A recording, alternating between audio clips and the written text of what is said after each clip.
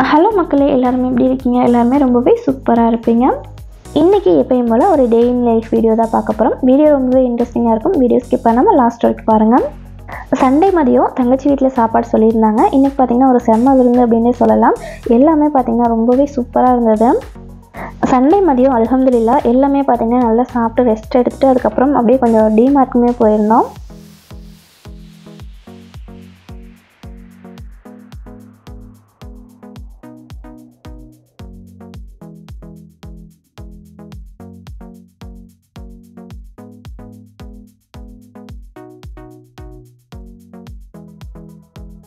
DMart போயிட்டு night ரொம்ப late ஆகிடுச்சு. அப்படி பார்த்திங்கன்னா வீட்டுக்கு வந்துட்டு காலையில் தான் எல்லாமே எடுத்து வச்சுட்டு இருந்தேன். வாங்கிட்டு வந்தது எல்லாமே ஃபேமிலியாக எப்போல்லாம் இந்த மாதிரி ஒன்றா சேர்றோமோ அப்போ எல்லாமே பார்த்திங்கன்னா டிமார்ட்க்கு வந்து கண்டிப்பாக போயிடுவோம். சும்மாவாச்சும் ஒரு டைம் வந்து போயிட்டு வந்துடுவோம். இன்றைக்குமே அது மாதிரி தான் போயிருந்தோம். போன இடத்துல பார்த்திங்கன்னா இது எல்லாமே வாங்கிட்டு வந்திருந்தேன்.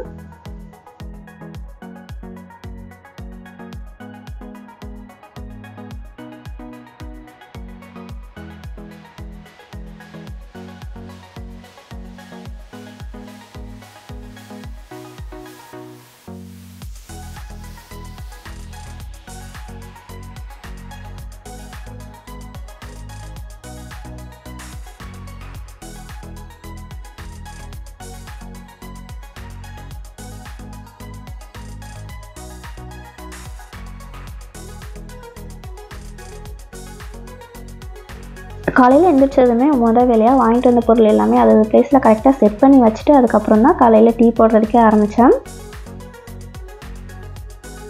குட்டீஸ் 2 பேருமே காலையில் செம்ம தூக்கம். நேற்று ஃபுல்லாகவே பார்த்திங்கன்னா நல்ல சரியான விளையாட்டு. இன்றைக்கி மதரசாவுக்குமே போல் சரி ஓகே டீயெல்லாம் போட்டுட்டு அதுக்கப்புறம் எழுப்பி விட்டுறலாம் அப்படின்னு சொல்லிட்டு ஃபஸ்ட் பார்த்திங்கன்னா டீ வந்து போட்டுட்டேன்.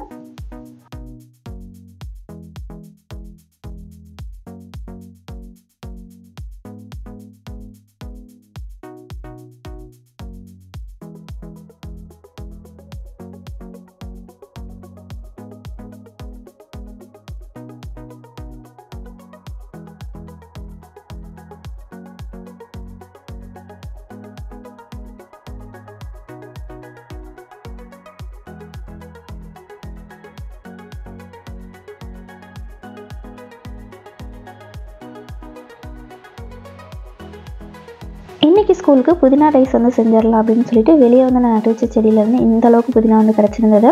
அதையுமே இப்போ கட் பண்ணிவிட்டு நல்லா க்ளீன் பண்ணி எடுத்து வச்சுருக்கேன்.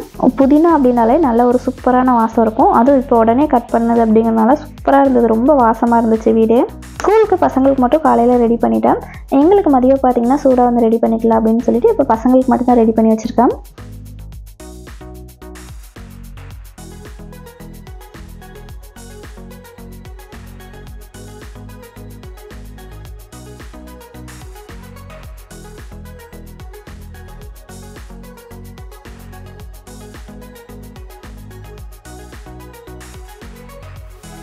குழந்தைகளுக்குலாம் இந்த மாதிரி கடலை வந்து ரொம்ப உரிச்சு சாப்பிட்றதுக்கு ரொம்ப முடப்படுவாங்க. இந்த மாதிரி பச்சை கடலையை வாங்கிட்டு வந்து ஒரு மணி நேரம் 2 மணி நேரம் ஊற வச்சுட்டு அதுக்கப்புறம் பார்த்திங்கன்னா இதை வந்து நல்லா பாயில் பண்ணி கொடுக்கும்போது குழந்தைகளுமே அழகாக வந்து உரிக்காமல் ஈஸியாக வந்து எடுத்து சாப்பிட்பாங்க. உரிக்கிறதுக்கு முடப்பட்டுட்டே நீங்கள் வந்து கடலை சாப்பிடாம இருக்கீங்கன்னா இந்த மாதிரி நீங்கள் வந்து கண்டிப்பாக ட்ரை பண்ணி பாருங்கள். இதுவுமே பச்சை கடலை மாதிரியே தான் இருக்கும். பச்சையை வந்து நம்ம கொஞ்சம் நேரம் ஊற வச்சுட்டு அதுக்கப்புறம் பார்த்திங்கன்னா எப்பயும் போல் பாயில் பண்ணி கொடுத்துக்கப்புறம்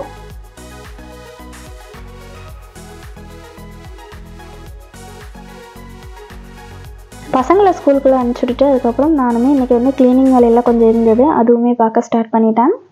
கிச்சனில் நம்மளை வந்து மைண்ட் ஃப்ரீயாக வச்சுக்கிறது இந்த மாதிரி திங்ஸ் தான். ஸோ இந்த மாதிரி நம்ம எம்டி ஆக கண்டிப்பாக பார்த்திங்கன்னா ரீஃபில் பண்ணி வச்சிட்டோம்னா கிச்சனில் சமைக்கும் போது நம்மளுக்கு பார்த்திங்கன்னா ரொம்ப வந்து டென்ஷன் இல்லாமல் இருக்கும்.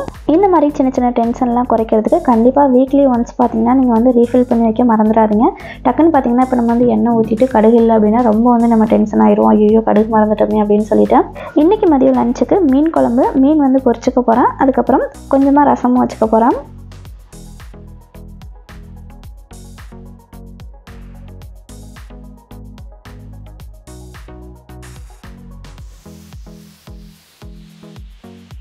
சிக்கன், மட்டன் இதெல்லாம் சாப்பிட்றத விட மீன் வந்து நல்லா அதிகமாகவே நீங்கள் எடுத்துக்கோங்க. ஸோ மீன் எந்த அளவுக்கு நம்ம அதிகமாக எடுத்துக்கிறோமோ அந்தளவுக்கு பார்த்திங்கன்னா நம்மளுக்கு நன்மை தான். இந்த மாதிரி டேம் மீன் சாப்பிட்றத விட இன்னுமே பார்த்திங்கன்னா கடல் மீன்லாம் எடுத்துக்கிறது உடம்புக்கு ரொம்ப நல்லது. ஸோ உங்களுடைய வருமானத்துக்கு தக்கன நீங்கள் பார்த்து வந்து வாங்கிக்கோங்க.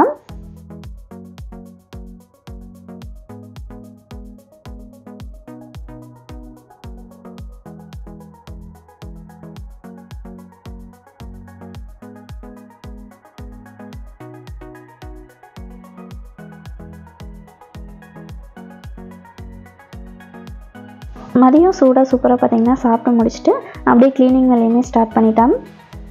இந்த விஷயத்த கண்டிப்பாக நான் உங்கள்கிட்ட ஷேர் பண்ணி ஆகணும் அப்படின்னு ரொம்ப நாளாக நினச்சிட்டே இருக்கேன். இன்றைக்கி பார்த்திங்கன்னா அப்படியே வேலை செஞ்சுட்டே பேசலாம் அப்படின்னு நினைக்கிறேன். கல்யாணத்துக்கு முன்னாடி நம்மளுக்கு வந்து அந்தளவுக்கு விவரம் எதுவுமே இருக்காது. ஸோ கல்யாணத்துக்கு அப்புறம் கண்டிப்பாக எந்த ஒரு பொண்ணாக இருந்தாலும் ஒருத்தவங்க கையை வந்து நம்ம எதிர்பார்த்துட்டு இருக்கக்கூடாது. ஒரு குறிப்பிட்ட அமௌண்ட், சின்ன அமௌண்ட்டாக இருக்கட்டும், அது பெருசாக இருக்கட்டும், ஸோ நம்மளால் எந்த அளவுக்கு முடியுமோ அந்த அளவுக்கு பார்த்திங்கன்னா நம்ம கையில் ஒரு அமௌண்ட் வந்து வச்சுட்டே இருக்கணும். டக்குன்னு ஒன்று நம்மளுக்கு பிடிச்சமான பொருள் வந்து வீட்டுக்கு முன்னாடி விற்றுட்டு வர்றாங்க. அந்த பொருள் வந்து நம்மளுக்கு வாங்கி வீட்டில் வைக்கணும் அப்படின்னு சொல்லி ரொம்ப ஆசை வந்துடுச்சு. அதை வந்து நம்ம ஹஸ்பண்ட்கிட்ட சொல்லி அவங்க வந்து அதுக்கப்புறம் அவங்ககிட்ட நம்ம இது வாங்கிக்கிறேன் அப்படின்னு கெஞ்சி அதுக்கப்புறம் நம்ம வந்து வாங்குற மாதிரி இருக்கக்கூடாது. நம்மளுக்கு பிடிச்சா அந்த பொருள் டக்குன்னு நம்மளுக்கு வாங்கி வைக்கிற மாதிரி இருக்கணும். ஸோ அந்தளவுக்கு நம்மளை வந்து தயார்படுத்திக்கணும். இப்போ எல்லாம் வெளியே எங்கேயுமே போகாமல் வீட்டில் இருந்தே பார்த்திங்கன்னா நிறைய பிஸ்னஸ் பார்த்திங்கன்னா இப்போ ஆன்லைனில் வந்து வந்துருச்சு. ஸோ சேஃபாக பார்த்திங்கன்னா ஆன்லைனில் வந்து நம்ம யூஸ் பண்ணணும். நம்மளுடைய டேலண்ட்டை பொறுத்து நம்மளுக்கு எந்த இது வந்து ஒர்க் செட் ஆகுமோ அதை பார்த்திங்கன்னா நம்ம வந்து செட் பண்ணி வச்சுக்கணும்.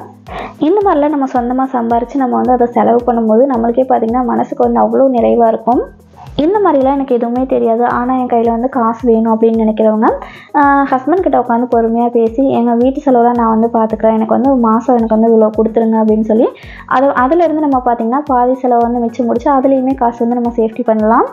கண்டிப்பாக நம்ம கையில் காசு இல்லாட்டி பார்த்திங்கன்னா நகை ரெண்டில் ஏதாச்சும் ஒன்று இருக்கணும். அந்த மாதிரி இருக்க போய் தான் நம்மளுக்கு பார்த்திங்கன்னா கொஞ்சமாச்சும் கான்ஃபிடென்ட் வந்து இருக்கும். சும்மா ஒரு இதுக்காக சொல்கிறேன், இது வந்து உங்களுக்கு புரியணும் அப்படிங்கிறதுக்காக தான் சொல்கிறேன். இது வந்து யார் வீட்லேயும் நடக்கக்கூடாது. சப்போஸ் ஹஸ்பண்ட் அண்ட் ஒய்ஃப்குள்ளேயே ஒரு 10 நாள் கிட்ட சண்டை வருது, 2 பேருமே பேசிக்காமல் இருக்காங்க அப்படின்னா நம்ம வந்து அந்த 10 நாளுமே செலவெல்லாம் வந்து பார்த்துக்கிற மாதிரி நம்ம வந்து தயார்படுத்திக்கணும். நம்ம சேனலில் வந்து ஹவுஸ் ஒய்ஃப் வந்து நிறைய பார்க்குறாங்க அப்படிங்கிறதுக்காக இந்த டிப்ஸ் எல்லாம் வந்து சொல்லியிருக்கேன். ஸோ இந்த டிப்ஸ் பிடிக்கும் அப்படின்னு நினைக்கிறேன்.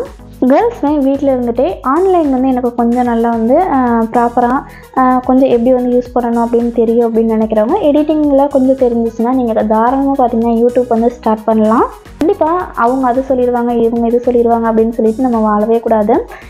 ஊர் வந்து 1000 சொல்லும். நம்மளுக்கு பிடிச்ச வேலையை பார்த்திங்கன்னா அது வந்து கரெக்டான வேலையாக இருந்தால் நம்ம தைரியமாக பார்த்திங்கன்னா நம்ம வந்து எடுத்து செய்யலாம். என்னையுமே 2-3 பேர் எனக்கு தெரியாமல் வந்து சொல்லியிருக்காங்க, இந்த பிள்ளை பாரு வீட்டில் நடக்கிற எல்லாத்தையுமே எடுத்து வந்து யூடியூப்பில் போட்டுட்ருக்கு அப்படின்னு சொல்லிட்டு. அவங்க சொன்னவங்க எல்லாருமே பார்த்திங்கன்னா எனக்கு வந்து ஹெல்ப் பண்ண போகிறதில்ல. எந்த வேலையாக இருந்தாலும் அது நம்மளுக்கு பிடிச்ச மாதிரி இருக்கணும், அது வந்து நம்மளுக்கு நேர்மையாக இருக்கணும். ஸோ அந்த வேலையை தைரியமாக பார்த்திங்கன்னா நம்ம வந்து செய்யலாம். இந்த வீடியோ கேர்ள்ஸ்க்கு வந்து மோட்டிவேஷனாக இருக்கும் அப்படின்னு நினைக்கிறேன். பிடிச்சிருந்தா லைக் பண்ணி சப்ஸ்கிரைப் பண்ணிக்கோங்க.